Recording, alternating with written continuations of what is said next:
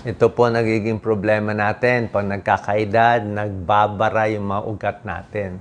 Okay? Barado yung ugat sa paa, mapapansin nyo, marami ring varicose, barado ugat sa kamay. Pag tumatanda, hindi maiwasan talaga. May bara-bara sa ugat sa puso, sa leeg, sa utak, delikado po. So, anong gagawin natin para gumanda daloy ng dugo? Di ba? Yan, mga home remedies, tuturo ko sa inyo. At mga pagkain, may mga pagkain pampaganda ng blood circulation. Kaya kung may problema kayo sa puso, barado sa utak, barado sa paa, yan, papakita natin. Ayan, no, tubig, babad sa mainit, massage, papakita natin. How to improve blood circulation. Mga home remedies muna to. Puwera pa dito sa mga gamot ng doktor. Iba pa po yung gamot ng doktor, papacheck up po kayo. Pero itong home remedies, malaking tulong. Yan.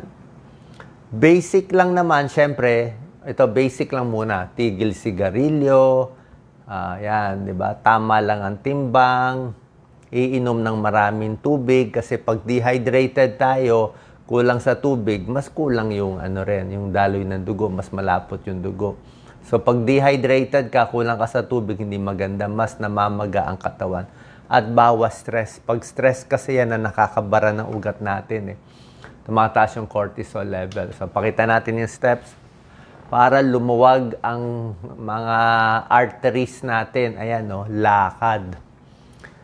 Maglalakad-lakad ka lang, 30 minutes in a day, brisk walking, makita nyo, gaganda yung daloy ng dugo sa paa. Tapos, yung mga manas-manas, mababawasan kasi nagpa-pump itong binti natin. Pag nag-pump yan, kung may varicose veins kayo, yung mga naiipon na dugo sa varicose veins, aakyat yan sa puso. So, maganda. Circulation sa puso, circulation sa utak, gaganda, walking. Kaya nga tip natin, di ba? Galaw-galaw para hindi pumanaw. Gumanda circulation. Massage, malaking tulong. Mapapansin nyo, magpapamassage kayo. Baka meron kayong mahanap na murang massage, yung marunong mag-massage. Gentle massage, may tulong yan sa blood circulation. Kasi pag ginagalaw yung balat, namumula-mula yan na-stimulate. Ang maganda lang sa massage, dapat laging pataas. Pataas lang, lalo na sa paa, sa binti. Pataas lang lagi ang massage para yung mga dugo umakyat. Okay? Ayaw mo yung massage pababa. Mas gusto mo pataas para yung mga varicose veins liliit. Another way para sa manas, para may sa mga varicose veins, namamaga yung paa sa hapon, mabigat ang paa sa hapon. Para gumanda blood circulation, tinataas yung paa. Pwede nyo to gawin sa tanghali, kung may time kayo, sa tanghali, kung may break kayo, 30 minutes lang. 15 minutes lang, may tulong na. Actually, kung kaya mo itaas yung paa sa harap ng dingding, kung may dingding dito, kung mas mataas pa, mas maganda Kung kaya mo 45 degrees, pwede. Pero yung 90 degrees, masyadong mahirap, masakit sa likod So, mga ganyan, pwede na. Kung hirap kayo, mga ganito, mga 30 degrees, pwede na yan. So, 15 minutes to 30 minutes lang, yan. I-relax nyo lang, bababa yung mga dugo.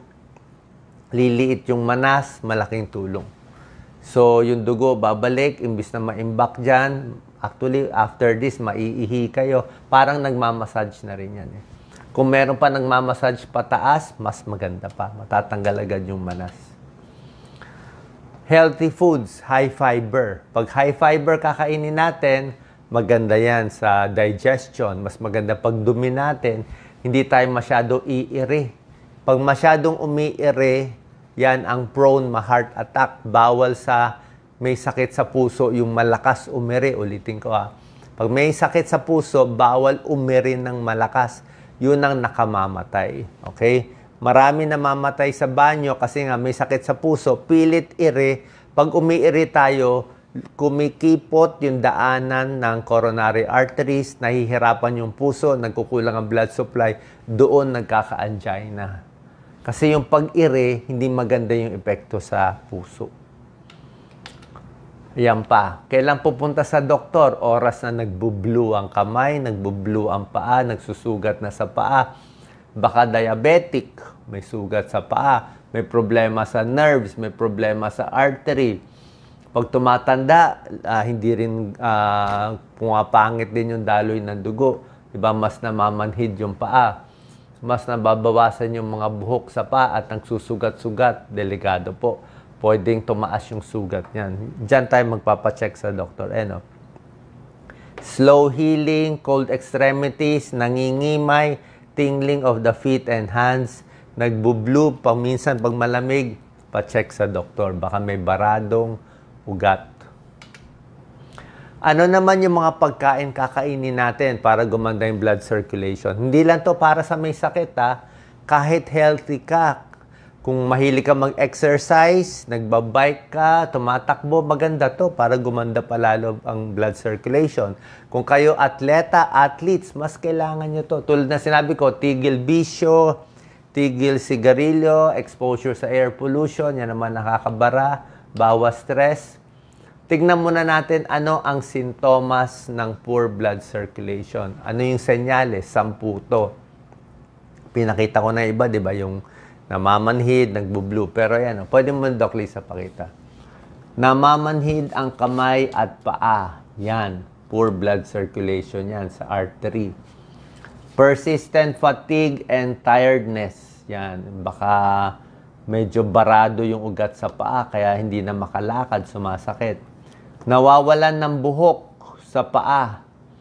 Diba? Ibig sabihin, parang puno Pag nagkulang ng supply yung puno, namamatay yung mga dahon-dahon. Namamaga ang paa. May manas. So, baka may varicose yan. Ayan, varicose veins. Number 5. Senyales. Nag-iiba yung kulay, nagbo-blue. Okay? Pag nalalamigan, cyanosis tawag dyan. Malamig ang kamay, malamig ang paa. Ibig sabihin, kulang yung blood supply, kaya lumalamig. Erectile dysfunction, okay? Impotence, hindi na ayaw na tumigas si Manoy kasi nga, hindi lang artery sa paa ang barado, pati artery sa ari nagbabara. Erectile dysfunction. Kung barado sa puso na artery, sasakit ang dibdib, heart attack. Kung barado sa utak, pwede ma-stroke. Mahina ang immune system, mabagal ang paghilom ng mga sugat-sugat. Ibig sabihin, kulang din sa blood supply. So, ang tawag sa mga sakit na yan, marami. Kung artery, peripheral artery disease. Pag vein, varicose veins. Pag peripheral artery disease, lumilit yung mga artery. Bakit? Diabetes, isa. Overweight. Pag overweight, mas nahihirapan yung katawan. Pwede rin aging, tumatanda. Pwede rin smoking. Smoking lang, So, may mga gamot, papacheck up tayo sa doktor. May gamot na pampalabnaw. Yung mga aspirin at iba pa. Meron pang ibibigay mga doktor, mga clopidogrel. Pero reseta yan ng doktor. Hindi ko ipapayo sa inyo yon. Diba? Yung doktor na. Bilang internist cardiologist, nire-reseta ko. Pero gusto muna natin home remedies Kung di naman malala, baka makuha na nito. Tsaka ito, walang side effect. Yung gamot, posible pa magka-side effect. Aspirin, maganda, pero pwedeng dumugo ang tiyan mo doon. Diba? Kaya bahala ang doktor i-weigh ang pros and cons. Ano yung mga 12 foods na pampaganda ng blood circulation? Bawang. Okay? Napakaganda ang bawang. May allicin, yan ang component niya. Pampaganda ng blood flow. Blood pressure, medyo bababa. Pati cholesterol, maganda rin. Gumaganda blood flow. Pero, wag lang masyadong matapang, wag din masyadong hilaw. Pwede naman kumain, medyo lutuin lang konti, wag lang sunog. Tsaka dapat may kasamang pagkain. Kasi kung puro bawang lang kakainin mo, walang laman ng tiyan, baka ma-ulcer ka naman. Mahapdi rin sa tiyan. Next, sibuyas. Sibuyas, maganda sa puso yan. May mga pag-aaral, good for circulation sa arteries and veins. May isang 30-day study, pag binagyan ng sibuyas, mas luluwag yung blood flow sa mga ugat. Meron ding anti-inflammatory, iwas pamamaga. So yan mga spices na maganda, garlic and onion. Health benefits of onions. Green leafy vegetables, lahat ng gulay, high fiber, maganda yan. Pampapayat, hindi mataas sa calories, At ang mga gulay tulad ng spinach at kangkong at iba pa, mataas siya sa nitrates, tumataas ang nitric oxide. Maganda po yung nitric oxide. Nitric oxide, pampaluwag ng circulation ng mga blood vessels natin, ng ugat. Pampaganda ng blood flow. May pag-aaral po yan. Hindi naman very big study. Maliliit lang mga study, mga 27 people, 50 people, pero positive naman ang mga resulta. Tsaka wala namang masama pagkain lang. Ito maraming pag-aaral. Omega-3 fatty acids, fatty fish, itong mga isda, salmon, pwede rin bangus, tilapia, tuna, sardines, lahat yan, proven yan. Omega-3 fats, para hindi magbuo-buo ang dugo, ang platelet, huwag magbuo-buo. Pampaluwag ng artery, pag irregular ang tibok ng puso, magiging mas regular. Sa blood pressure, okay na rin siya. Sa cholesterol, maganda siya. Ayan, no, pag pinakain ng fish or fish oil, gaganda ang blood flow sa paa. Ito, proven to. Binibigay talaga to. So, pwedeng fish oil o isda mismo. Kamatis. Ayon sa pag-aaral, yung kamatis, hindi lang yan pang puso, hindi lang yan anti-cancer, hindi lang yan lycopene. Nilalabanan niya yung activity ng ACE, angiotensin converting enzyme, para siyang gamot, para siyang ACE inhibitor. So, pag kinontra niya activity nitong enzyme na to na tawag ay ACE, mas luluwag ang mga ugat. Actually, mas bababa ang blood pressure konti. Maganda rin siya.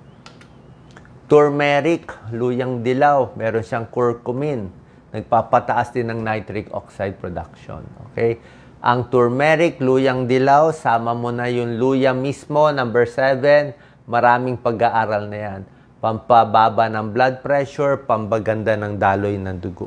Okay? Pwede rin sa ubo, sa boses. Huwag lang masyado matapang tulad na sinabi ko. Kung sa labat man, huwag masyado matapang. Lulutuin din konti. Citrus fruits. Ano ba mga citrus fruits? Orange, dalandan, lemon, calamansi, suha, lahat yan. Mataas sa vitamin C at anti-inflammatory yan. Mataas sa vitamin C. Maganda vitamin C. Maganda sa blood flow, maganda sa nitric oxide. Yung mga pinainom nga ng orange juice, so, nangyayari improve blood vessel function. Yan, baba pa blood pressure at iwas stroke. May pag-aaral, iwas stroke ang mga oranges. Lahat ng berries maganda. Okay? Strawberry, cranberry, wala tayo ng mga cranberry, raspberry. Pero ang strawberry, meron niya sa Baguio, mura lang, napakaganda. Anti-cancer properties, antioxidant, maganda rin pala sa blood flow. Okay? Maganda sa puso. Ayan, no?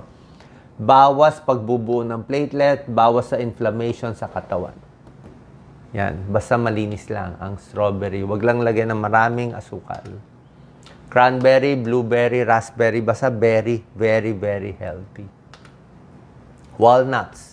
Sa maraming mga mani, ito ang magandang mani. Mahal lang eh. Pero napakagandang walnuts, lalo na yung hindi maalat, meron siyang L-arginine, ALA, vitamin E, pang nitric oxide din yan. Maganda sa blood pressure, blood vessel, bawas pamamaga. Maraming benefits ang nuts. Ang daming vitamins, ang daming minerals, isang dakot everyday, high protein pa yan. Sobra ganda. Sili, pepper, capsaicin. Okay? Ito depende kung kaya nyo. Yung ako, hindi ko kaya. Kailangan siguro after meals o konti lang. Sama lang sa pagkain. Pero yung sili mismo na capsaicin, pampataas talaga yan ng nitric oxide, pampaganda ng blood flow. Ang capsaicin ng sili, nilalagay yan sa maraming pain ointment. Yung iba nga pinapahid, masakit ang tuhod, masakit ang siko, pinapahid. Bakit nawawala ang kirot pag pinapahid itong sili sa mga kasukasuan? Kasi nga, pinapa-improve niya blood flow. So, pag pinahid mo dito, gaganda yung blood flow. Pag gumanda yung blood flow, yung mga maga-maga dito, yung mga dumi-dumi ng katawan, mas natatanggal. Okay? It increases blood flow doon sa part na pinahiran, kaya maganda. Pag kinain mo, maganda rin. Huwag lang masyadong maanghang, baka hindi nyo kaya. Ang kalaban lang naman dito, baka ma-ulcer kayo kung matapang masyado. Kaya konti-konti lang. Cinnamon, hindi ganun ka-common sa atin, pero maraming pag-aaral din. Meron mga animal studies. Maganda siya for diabetes at blood pressure. Maganda rin sa blood flow. Okay? Sana po nakatulong itong mga tips natin para gumanda daloy ng dugo. Pa-check po tayo sa doktor kung may mga problema sa puso, may mga dagdag gamot pa yan sa blood pressure, sa diabetes, para sa ugat. Pero itong mga remedies natin, kailangan nyo gawin. Inom ng maraming tubig, 8 to 10 glasses, massage, exercise, malaking tulong po yan. God bless po.